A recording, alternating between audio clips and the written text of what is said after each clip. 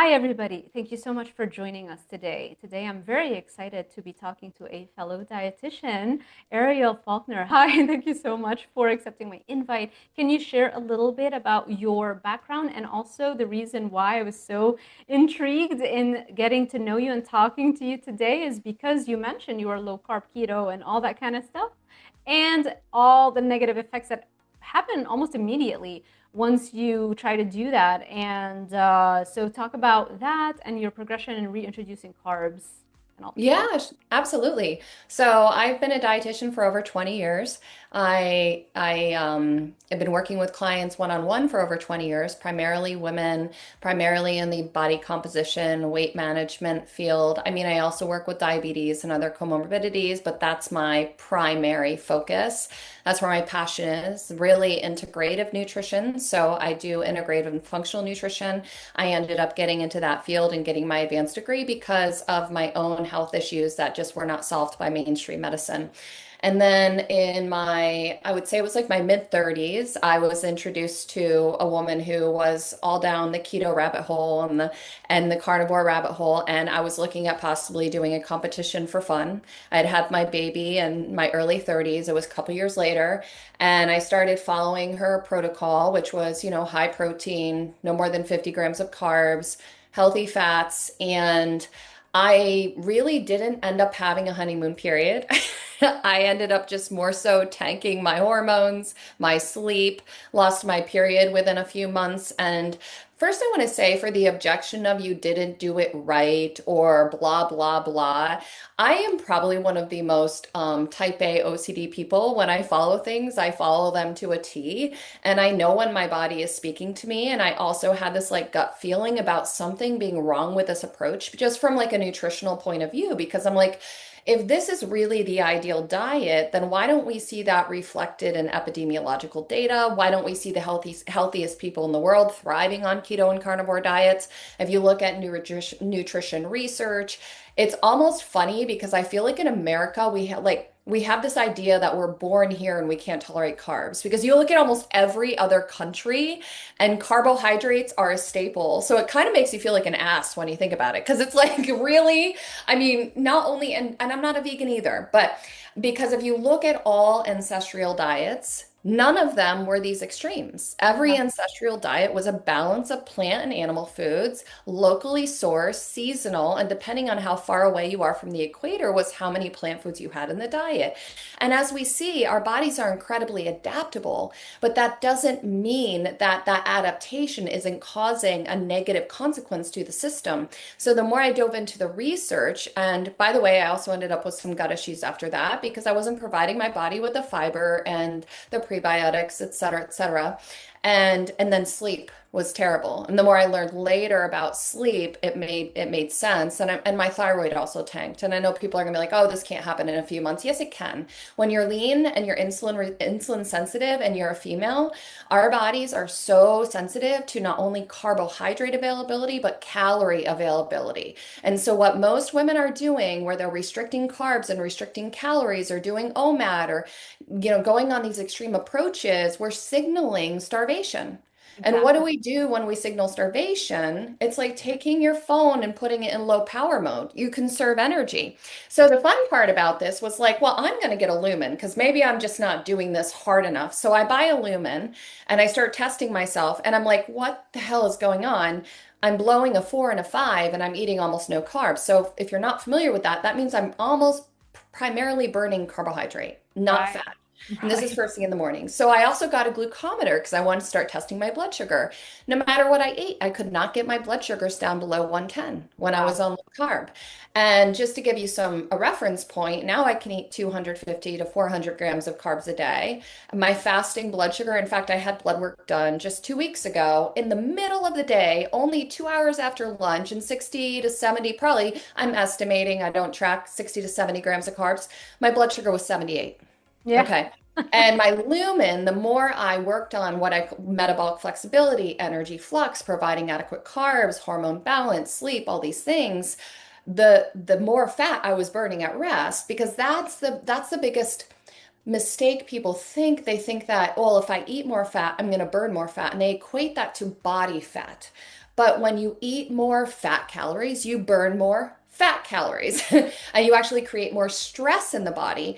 And the other argument I just want to like bring up right now, because this is one that people always talk about, it's like, well, carbs aren't essential because your body can make carbs. And oh my God, let me bang my head against the wall. So if carbs aren't essential, then why is my body going to every length to create them when I don't provide them? Like that is the most asinine reasoning. And if you understand anything about human metabolism, biochemistry, how the gut works, how energy metabolism works, the problem is we have so many people in this field who actually don't understand nutrition. Okay, so yeah, I've just it's this whole reductionistic mentality with nutrition is incredibly damaging. And overall, our bodies, when nutrients, macros, they work like a symphony. And when you have everything in the proper balance, then the body thrives. Yeah. But when you try to manipulate the body and manipulate metabolism, thinking you're smarter than the body, it's really ridiculous. Yes. And what I think is really scary is like, and what's really funny is I actually, so I don't really go on Facebook, but when I was in, when I was coming out of this whole period where I experimented with this, Yeah. I got into a bit of a Facebook war with Paul Saladino. And what's hilarious about that, and he's the guy who wrote the Carnivore Code. Are you Yeah. familiar with Paul Saladino? Oh, he's one of the Okay. initial And I people told him, that help got me intrigued in carnivore started and this whole thing. yep, it's true. But what Paul, so yeah. this is what's scary about like people have what I call the Dr. God syndrome. They think if somebody has an MD, they understand everything about nutrition, health, vitality, wellness, etc. Yes. What they fail to understand is that MDs have very, very little education in nutrition. We're talking less than a few hours. I Yeah. mean, over 200 hours of their training is pharmacology. Yeah. Here's the disease, here's the diagnosis, here's the drug. That's how they're trained. They are not trained to understand root cause. They are not trained to understand what actually a healthy, vibrant body requires from a nutritional standpoint. And so Dr. Paul Saladino is a psychiatrist, which means he's had even less training in nutrition. So anyhow, so I get in this war with him. I'm like, yeah, well, your hormones are going to crash. You can continue doing this, but and what happens? He's back on carbs, eating 300 plus grams a day because Yeah. his hormones crashed, his testosterone tanked. And yet it's so, I'm like, I almost wanted to I was walking to Whole Foods yesterday with my husband and I saw these people, ready for the new year. They're carrying the Carnivore Code book into Whole Foods. And there was a part of me that just wanted to run after them, like, no, don't do it. I know. I Let me know. save you. It's so funny, all these people that would like attack my videos back when I was talking about carnivore, and now that I have started reintroducing, talking about reintroducing carbs, and now they're back there like, see, we told you and you got mad.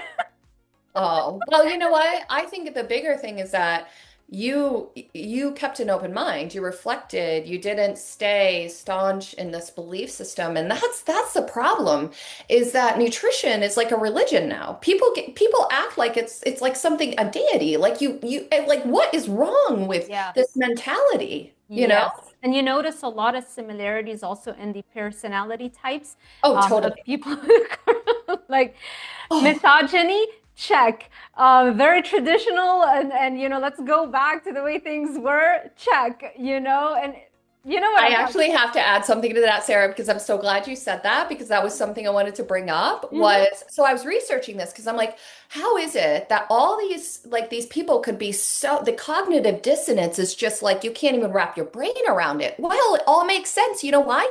So there's this podcast I listened to a couple years ago called The Irrational Ape, Why Humans Believe What They Believe. Uh-huh. And to just give you a quick summary, one of the most important pieces of somebody who is kind of that staunch advocate and can't see outside the box and a very reductionistic and tend to be trending towards conspiracy theories, which I would kind of put this in that box. True. Guess what? They have a narcissistic personality disorder.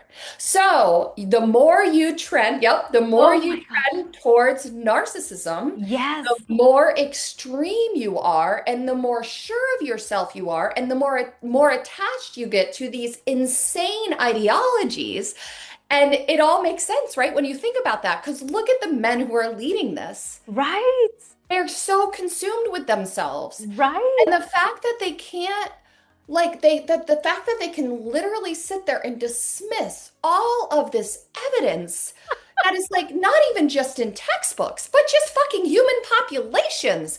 If carbs were killing us, will you explain to me the Okinawans? Will you Right, explain with me the Catawbans? And I'm not saying we should eat that diet, but just right. stop only seeing what you want to see and cherry picking data because you look like an asshole and you're spreading shit because you are an asshole. Sorry. But I mean, seriously, Sarah, like Oh my I'm getting gosh. all worked up because they're hurting people. Like women come to me with hormone issues, sleep issues. They can't lose weight. They can't lose fat. Their body comp sucks. They can't perform. They don't have energy to work out.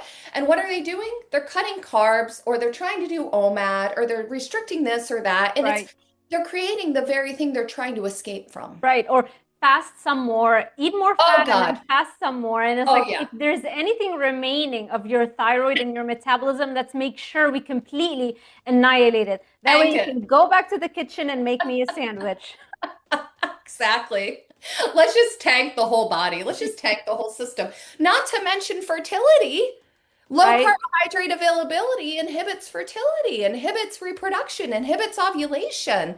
You actually need quality carbs for that progesterone Exactly. mid-cycle. You need carbs for estrogen. I Yes. mean, this is like, yes, of course, don't be like, no, all you need is fat.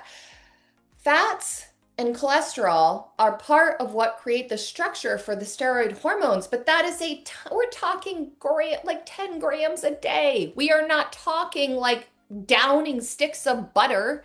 I mean, it's just there's what happens is people who have just a little bit of understanding thinking they know all of this. So they know this tiny microcosm of the Yeah. macrocosm, and then they create a whole religion out of it. Exactly. And people always will confuse confidence for competence. That's just the way that we Oh, are, right? We yep. respond to somebody who seems to be so confident, Yep. talking about anything. They could say anything. And if they appear to be very confident, you're going to kind of connect with that and you're going to be influenced by that. And Yep. so this is what we have on our hands.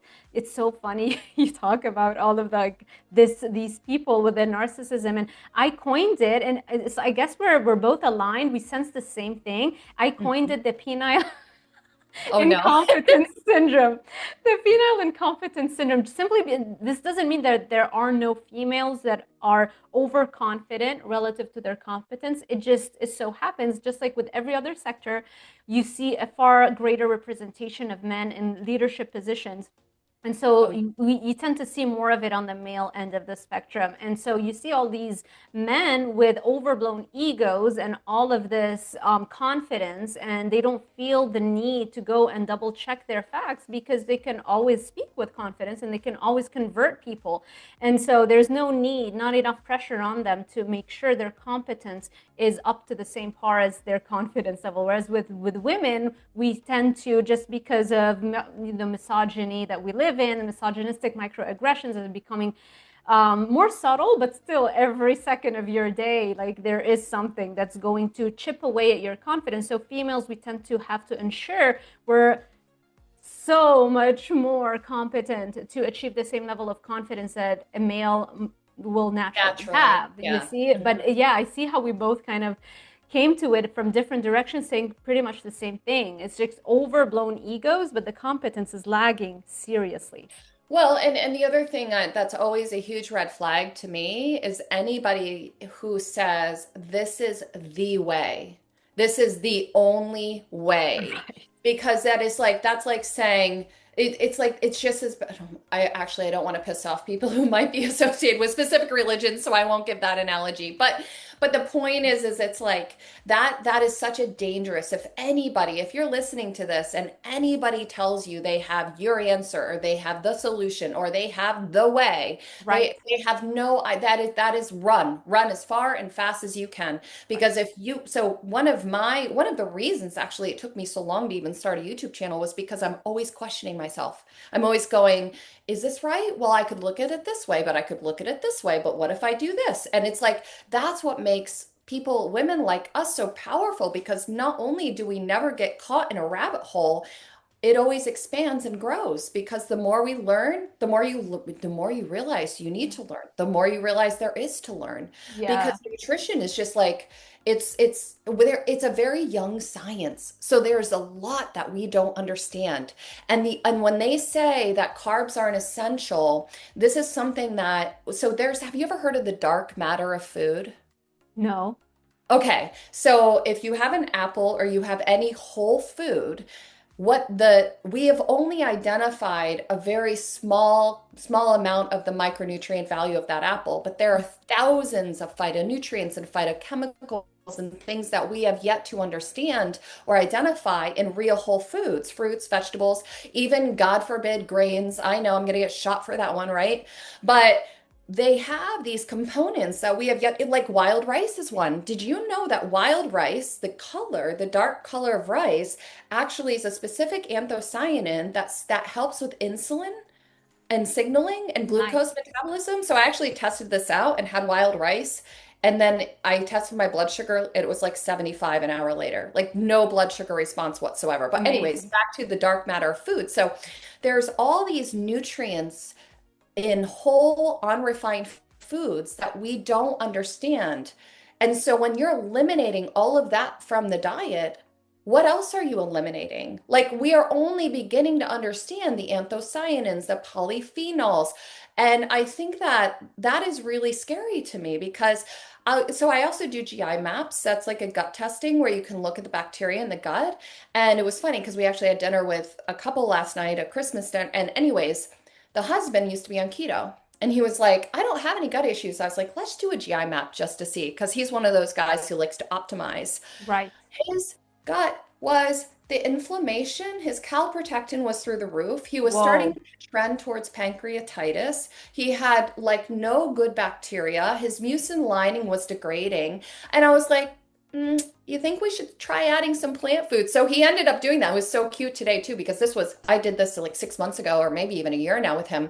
And he texts us today. It's like, I'm making homemade sourdough. Do you guys want some? And it's like, absolutely. Love sourdough. I Yes, love it. that's one of the carbs that we I love to love eat. One of my Christmas gifts this year was how to make homemade sourdough, like a cookbook. I was like, yay! That I is love this awesome. so much. Yeah, oh my gosh.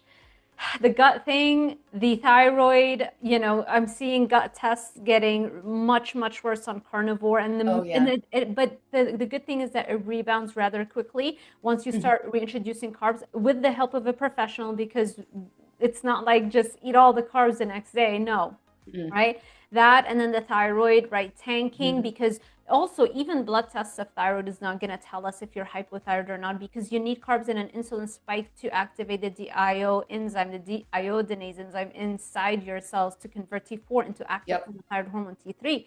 So, and then dopamine and serotonin literally flatlines in the absence of carbs of insulin. Like you're barely making enough to just survive. You need carbs to have this elevation in dopamine so your brain cells have the ability to convert the precursors like tyrosine and tryptophan into the active form of dopamine. So to convert that into Mhm. dopamine, into serotonin, into acetylcholine, the focus and attention chemical. I mean, baseline cortisol goes up as you experience, you need the carbs to be able to have low levels of baseline cortisol, inflammation.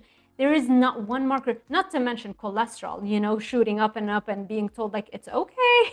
It's okay to have Oh, insanely I high know. levels of I know. cholesterol. I hope you're enjoying this podcast. If you need help and support learning how to bring your metabolism and your thyroid function back to life, if you need help understanding how to leverage the power of carbohydrates to actually achieve far higher levels of health and performance that keto and carnivore diets could never even dream of achieving, even at their highest levels, then feel free to check out my coaching packages at drsarahzoliver.com/coaching. And if you use code New Year, you can get 50% off all my coaching packages within the next 48 hours. Make sure you look into the ones that have unlimited email support, like the Fit Optimized package and the premium packages. Those, especially the Fit Optimized package, I think might be my most popular one because it goes over for 3 months. So I see you weekly for 30 minutes and you have unlimited email support and you have unlimited meal plan adjustments and exercise plan adjustments and supplement recommendations, everything that can fit your budget if you need it or if you are willing to do that. So check them all out. And also make sure you're signed up to my newsletter at drsaraholiver.com/newsletter so you stay up to date on all of my research and all of the new things that we are discovering and all of the cutting edge tools at our disposal to help you not only be the healthiest you've ever been, but also the best performing you've ever been. More energy, more income, more productivity, leaner body, more muscle mass, the organ of longevity. I hope you start thinking more about building and getting stronger as opposed to restricting and getting weaker and weaker over time. Now, back to the podcast. I know, I know. Wow. Really quick on that too. There was just a study done, I think it was this past year, and Mm-hmm. this is what's so the other thing, like going back to kind of like lean, healthy, fit people doing this. So what's okay, hold on. Let me rewind for a second because I wanted to cover this study because what they did was they took obese people. And this was a metabolic ward study, and that's really important because when people are citing these studies like, look, keto and carnivore did better, almost always they are free living. They are never metabolic ward studies and they're short term. But this was a metabolic ward study. Mm-hmm. I believe it was a 12-week study. Mm-hmm. And these are obese and overweight people who do not exercise.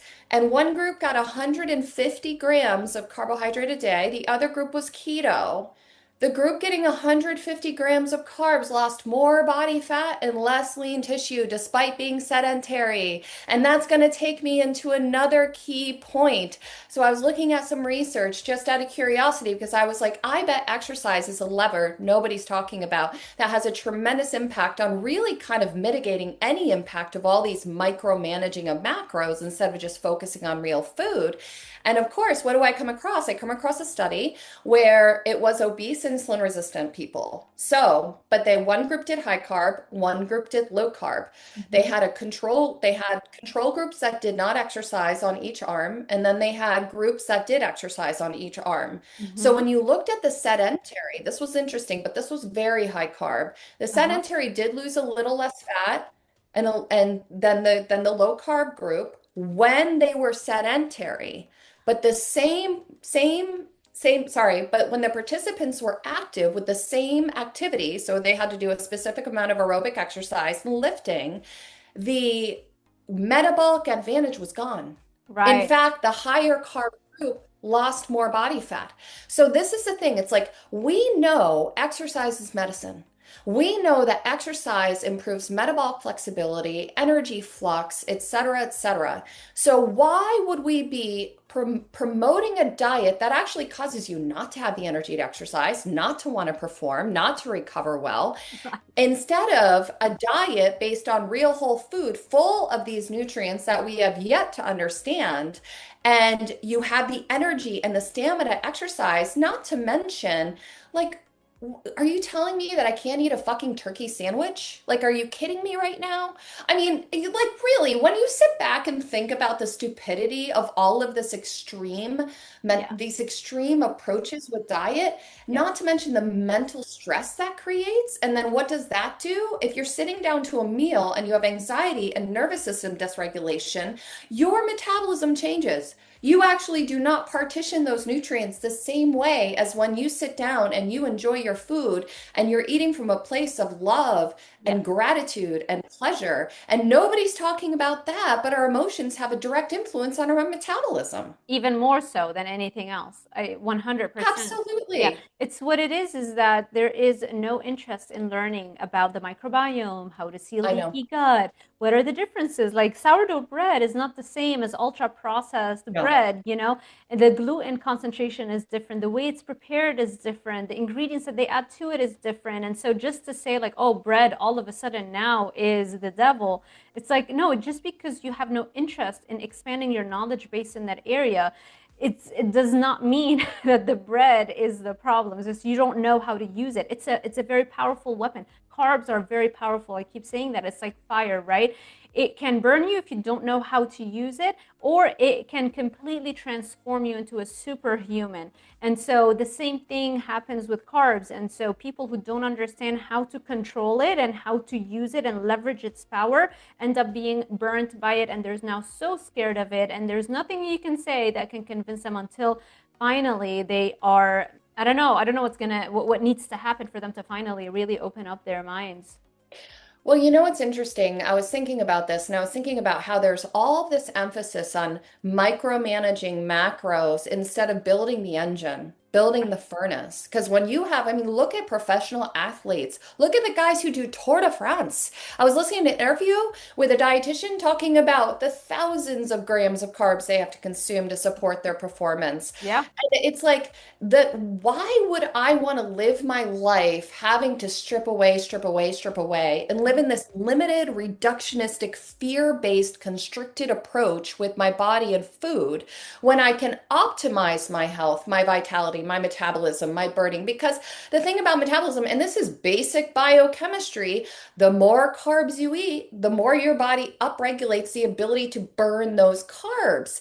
The less carbs you eat, the more it just dims the ability and you downregulate GLUT4, you downregulate your ability to store glycogen, et cetera, et cetera. Mm-hmm. So, do I want to live in this place where it's like this fear-based constricted model for literally zero health benefit and only harm long term? Or and am I going to sit down to dinner with my 12-year-old daughter and say, "Oh, mom's not having any roasted potatoes tonight because they're toxic." Like, really? Really, Sarah? I mean, well, I swear I could go on and on with analogies because it's so asinine and it's just hurting so many people, especially women. That is the sad part about it. You know, Yeah. once you exit that brainwashing and your metabolism comes back online and you lose the weight and you add muscle, it just, there's a phase where I think I'm still in there, where you're still like so angry. It's like all the lost time.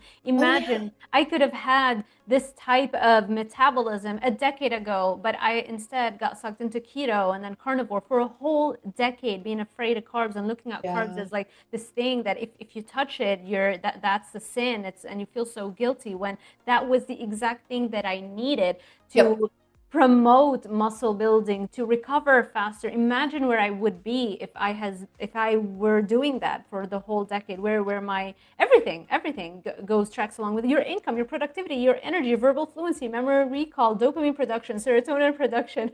I mean, there is nothing. Skin keeps getting better and better. I'm Yeah. having glass skin and I'm not using anything. It's matching what when one time I used retinol. I'm like, how am I getting glass skin and I'm not using anything on my skin? You know, it's just collagen is boosted, circulation is better, I have more energy.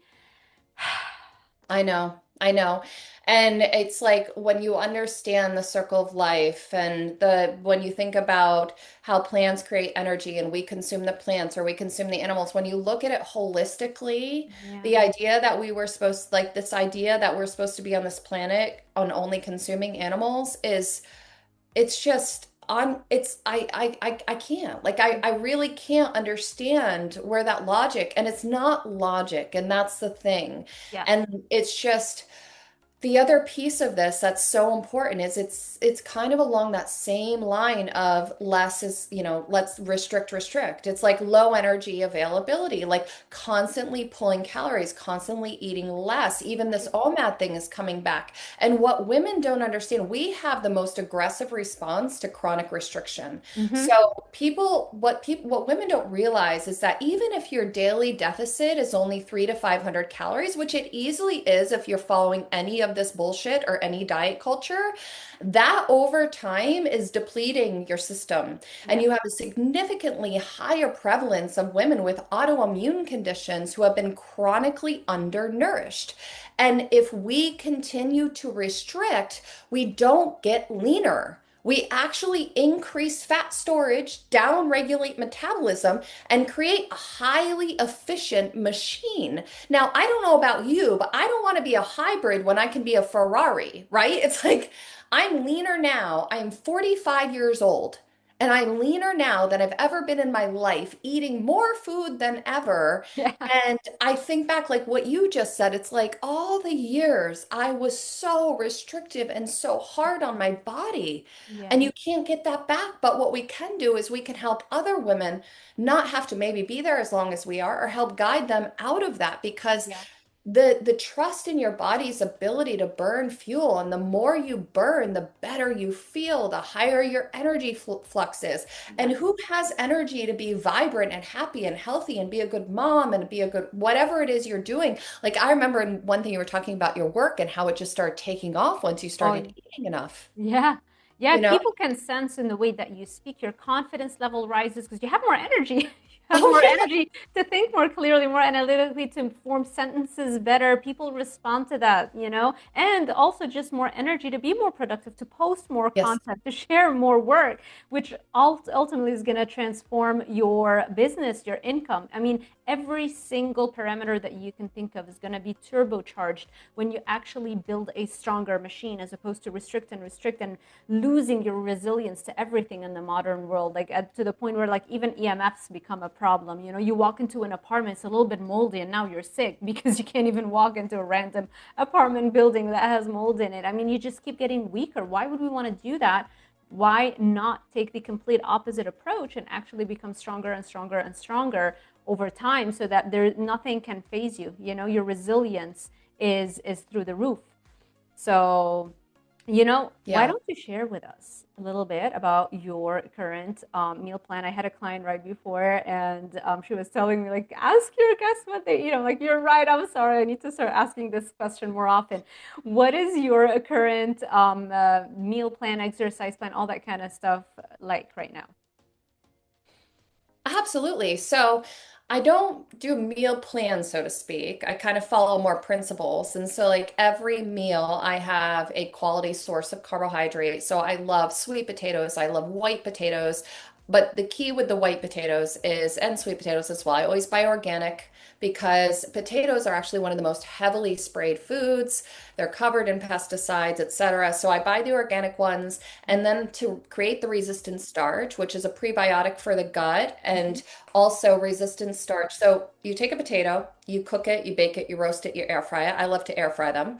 Put them in the fridge and then you reheat them. Yeah. It creates a resistant starch. And what that means is the starch in the potato is actually, you reduce the blood sugar response by 50% because now it becomes a prebiotic for the gut. And Mm. so you get butyrate production and you get bifido and all these beneficial aspects of digesting the potato. And Mhm. so I'll do, and they're super rich in potassium, which, by the way, I want to say quickly is one of the reasons people have issues with carbs is because they're not eating carbs rich in potassium. And potassium is required for optimal carbohydrate metabolism. If you look at the actual metabolism of carbohydrate, you need potassium in order to have the cellular function that you want to optimize blood sugar stability. So, anyways, and potassium rich foods are carb plant foods. So potatoes.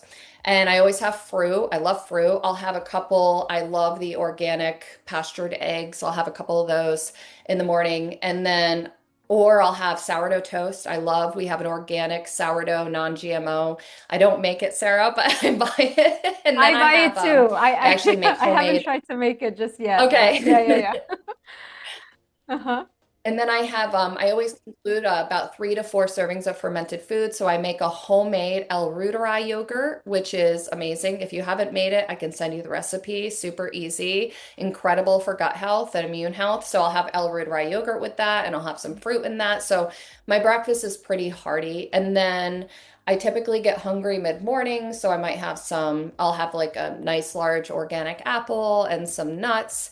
And then for lunch, again, I love like sourdough, so I'll have like a sourdough sandwich with roasted turkey and avocado. And then I always have leftover veggies that we roasted the night before, so I'll have that on the side. Mhm. Or I'll have like a homemade soup with different vegetables in it and quinoa and protein and a salad on the side.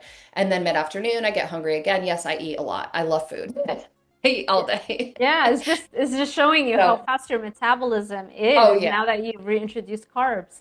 Oh yeah, yeah, night and day. So then like mid-afternoon, I love peanut butter, so I might have like a tablespoon of peanut butter with an apple. And I used to be really more obsessed with protein, but the more research I'm doing and the more I'm kind of monitoring my own labs, the more it really doesn't make sense to me to be eating like a processed protein bar instead of like a real food. So I eat Exactly. an apple with nuts or an apple with peanut butter, or I might have peanut butter and celery and some like Bulgarian yogurt, which is really rich in probiotics. Hmm. And then I get to dinner, and I'll just give you last night because we were at their house. So we had organic grass-fed burgers with pickled onions, sauteed vegetables. I had it on sourdough. I know all this sourdough in one day, right? And no, I don't normally eat bread all day, but that just happened to be a day where I'd eat bread. If I didn't have that, I love chickpea pasta. So I'll do like organic chickpea pasta with Uh-huh. vegetables, tomato sauce, Parmesan, salad. Um, and I actually love tofu. And because I'm 45 and I'm perimenopausal, I started researching soy. Yeah. And again, fear mongering around soy, there's all these health benefits to soy. And so Mm. I make sure I buy non-GMO, I press it, and I love, having tofu. I'll air fry it with sweet potatoes and vegetables. I love quinoa. I'm just giving you like carb ideas. I love wild rice, quinoa. I'll even do white rice. I love all the bean pastas, every variety of potato and sweet potato. I love parsnips, root veggies. If you want to just experiment, one of the easiest things to do is go to Costco and buy the Pura Vida frozen root veggie mix. It has Okay. parsnips, sweet potatoes, carrots, and red onion, and it's delicious. And you throw it in Oh, the air fryer or the oven, nice. and it's I super have a simple. similar thing. Not that brand, but a Okay. similar thing of like a blend of roasted carrots and broccoli and potatoes Mm, with like seasonings in it. And so and like nothing else in like there's nothing potentially inflammatory there. It's literally single ingredient foods. You just pop it and you roast it. And so I've stocked my freezer with that. So I'm still like in the stage where I'm exploring all of these new yes. foods that I was so terrified of for over a decade.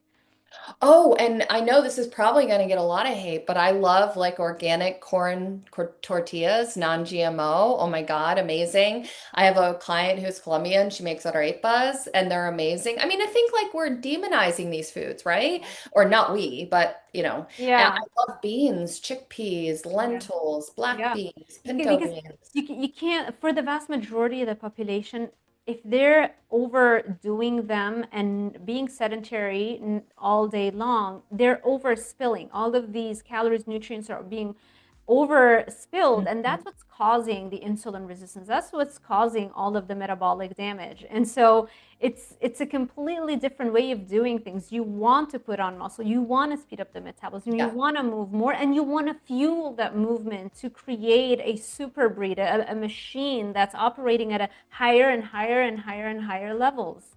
Yes, and I actually, two things I want to say on that point is one is I have never had a client in 20 years come to me who's obese, insulin resistant, and eating whole food plants. Nope, never, never.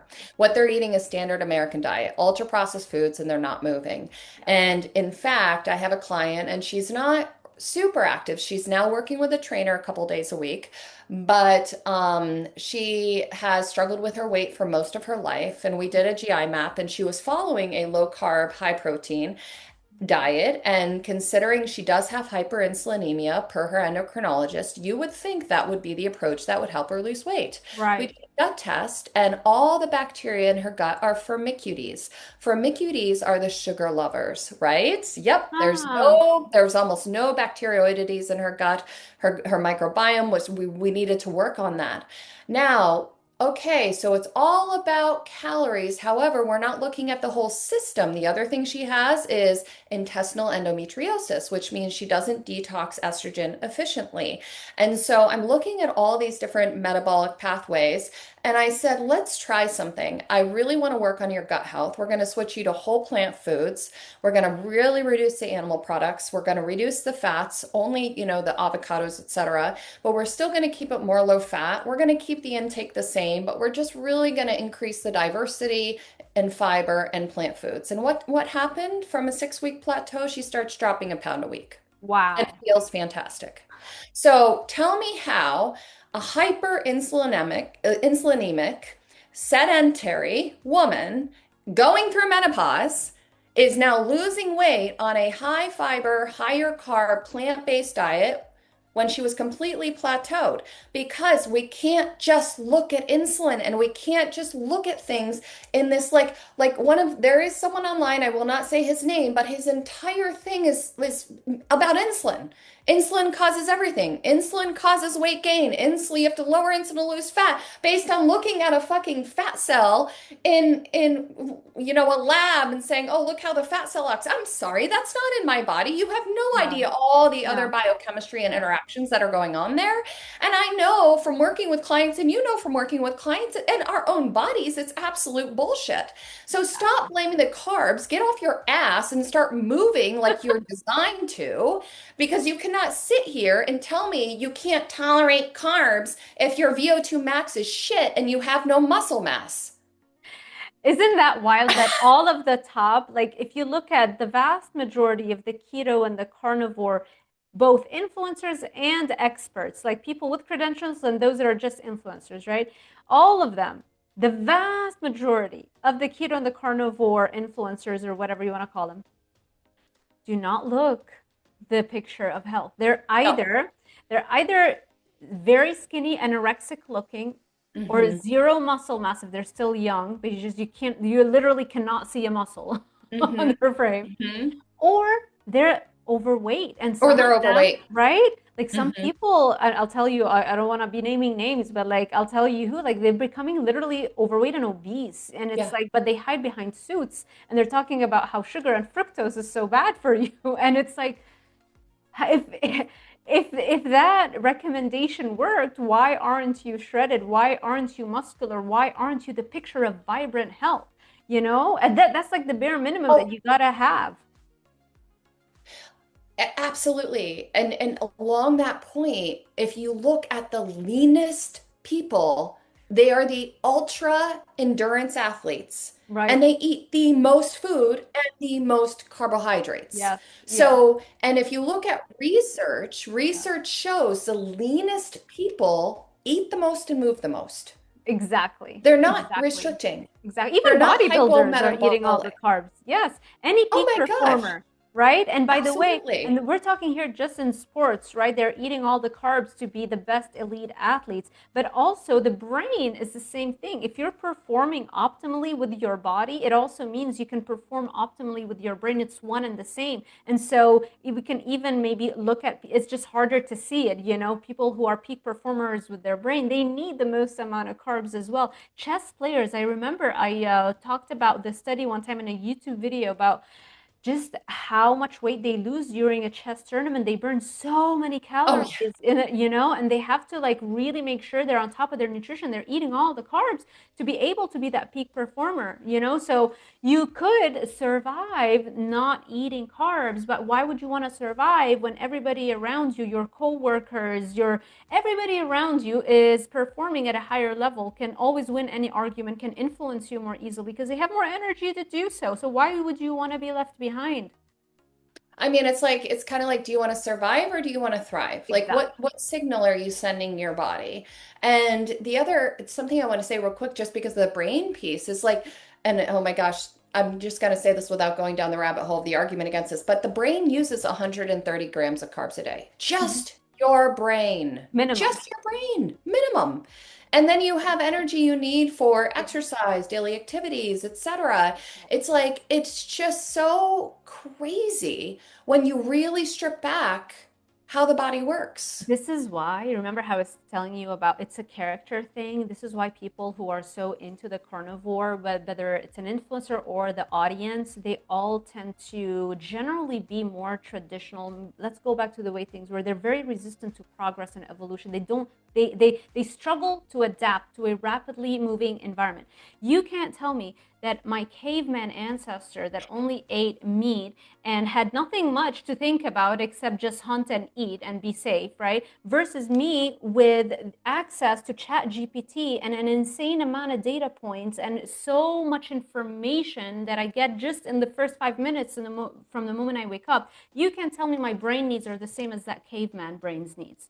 It's going to require more glucose. It's going to require way, way, way more carbs. Well, and I think the misunderstanding too is even that we ever solely survived on meat. I mean, that's something that, I mean, we like people can sit here and argue all day and but you can, and there's no, like they found pieces of grain. They know that we were what do you want to scavenge, like we were scavengers, right? So we basically ate whatever we could get our hands on. And Yeah. you're telling me that when we had a fruit tree, we'd walk by and not eat it because it's carbs? Like, are you fucking kidding me? I'm I mean, on how a diet. retarded is that when you think about it? It's so stupid, Sarah. True, Right? It's true. like I remember this book and I can't remember the name of it, but it was really interesting because it was talking about how our ability to cook starch is actually what allowed our brain to evolve. Yeah. Oh, this toxic starch is what allowed our brain to evolve, Sarah. I We mean, what the established hell? civilization came after we learned how to extract more nutrients from Yes, our environment. I'm not saying yes, stop eating meat. I'm saying eat everything. I'm saying eat all yes. the meat, eat the fats, and eat the starches. Eat them all. Oh The my more gosh, you mean you don't want to demonize a macronutrient or a food no, group? Oh my God, Sarah, what is wrong with I you? know. Seriously. I mean, I don't know if I can get on board with that train.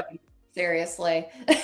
I it's wild. It is wild how,